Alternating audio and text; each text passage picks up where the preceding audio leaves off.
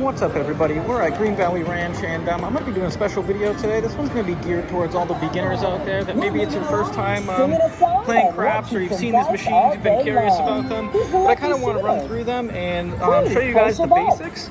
But basically, these machines, they don't have to be as intimidating as they look. I see a lot of people walk up to them, and it looks like they get really confused or perplexed, and they don't know how to approach them. So what you're going to do is you're going to walk up to the machine. We have a $1 denomination machine here.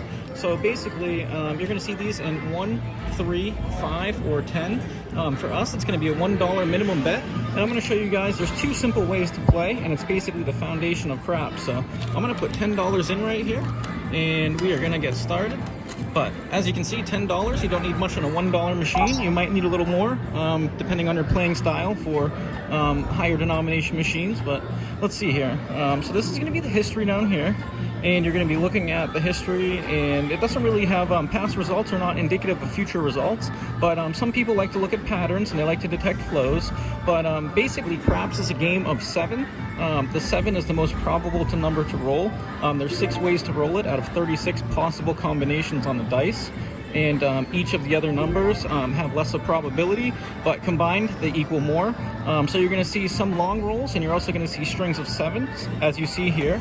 But the way that we're going to approach this today is in the simplest form. And basically, you can play the don't pass. Let's just ignore all these other bets right now. So when you walk up to it for the first time, and it's literally your first time putting money in, you don't know what you're doing, just try to ignore all of these other bets for this first part, or this demonstration purpose.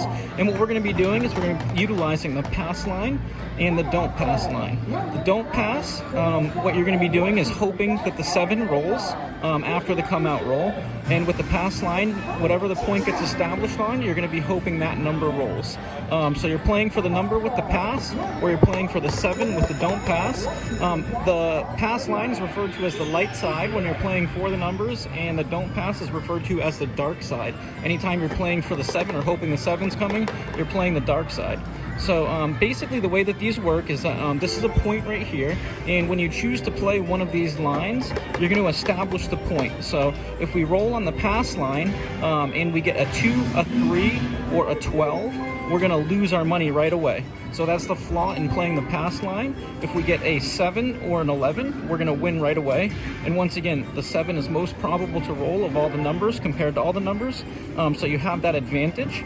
And basically, if you want to play for the 7, you're playing the don't pass. Oh, and I forgot. No, I think I explained everything on that. If you're playing the don't pass, that means that you are on the come out roll, so you're playing for the 7s. But on the come out roll, if you get a 2 or a 3, you're going to win, so you win right away.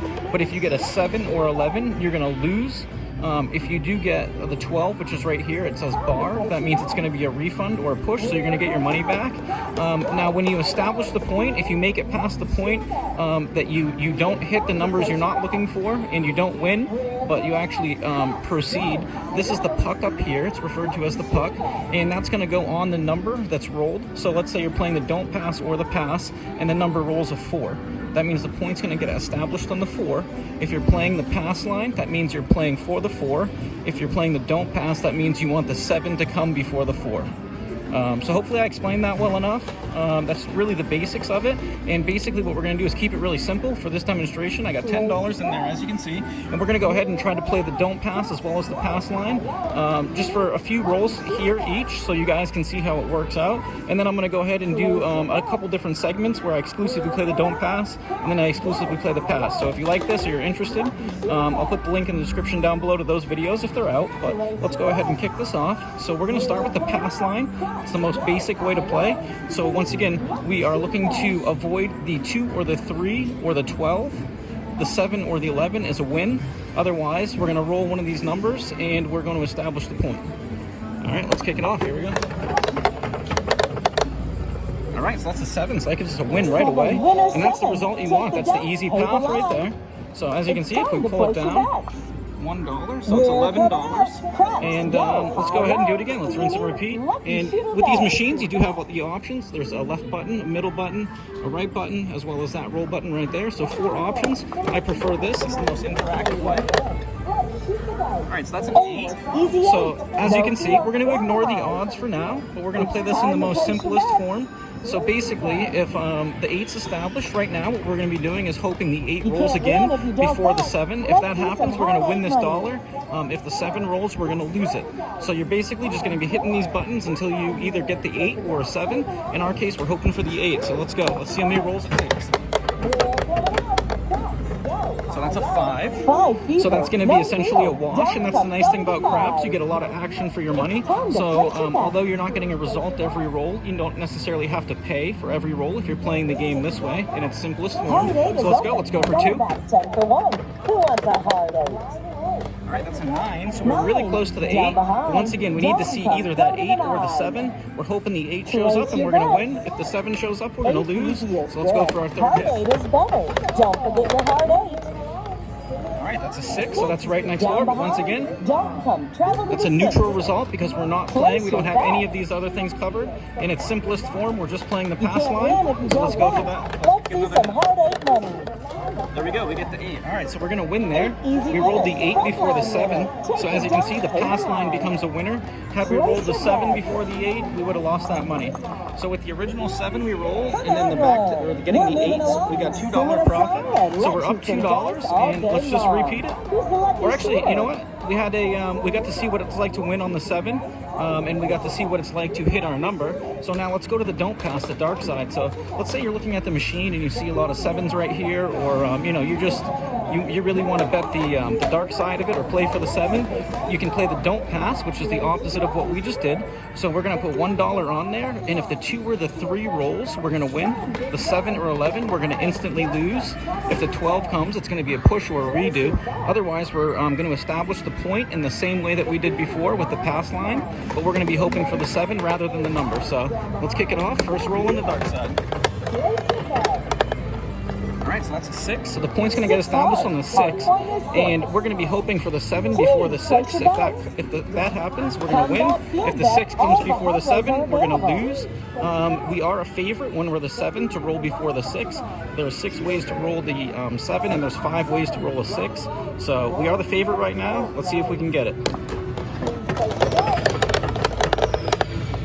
That's an 8.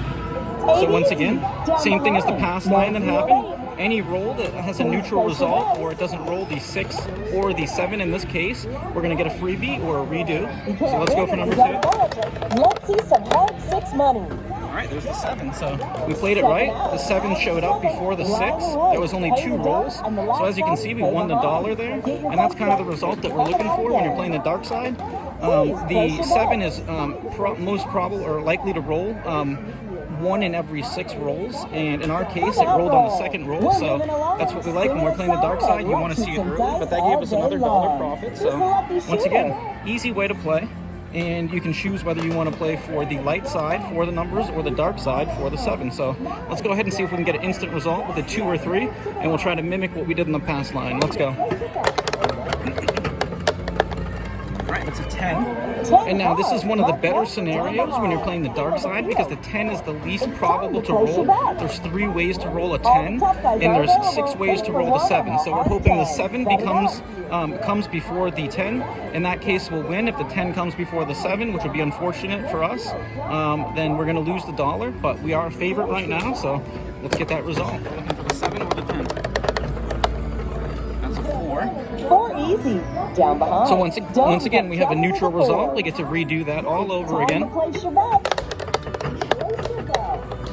we go, we get a 7. Alright, so we get the 7 right there. So once you can, as again you can see, playing the dark side, we get the 7 right away and we get paid for it. And when you're you know, feeling like that 7's coming, that's the side you want to be on. If you feel like the 7's not going to show up, you want to be playing the pass line. So let's see. I think that kind of covers the basics of it. And this is basically craps in its most simplest form. And I hope this takes away any of the intimidation factor that people have coming up to the machine. It really is a fun game, and it offers a lot of control. So I highly recommend, if you are going to gamble, that craps is a game you look at and don't let it intimidate you. So we're going to be in for 10. We're going to be cashing out for 14. And we basically had some fun and we did some learning. So I hope you guys enjoyed this. I hope this, if you guys have any questions, please leave it down in the comments below. I'm happy to answer all of them. But if you're interested in more videos or other strategies, check out our channel. We're always producing more content. But once again, coming at you from Green Valley Ranch, this is the Bubble Craps Beginners or Basics for Beginners. And in for 10, out for 14. Until next time.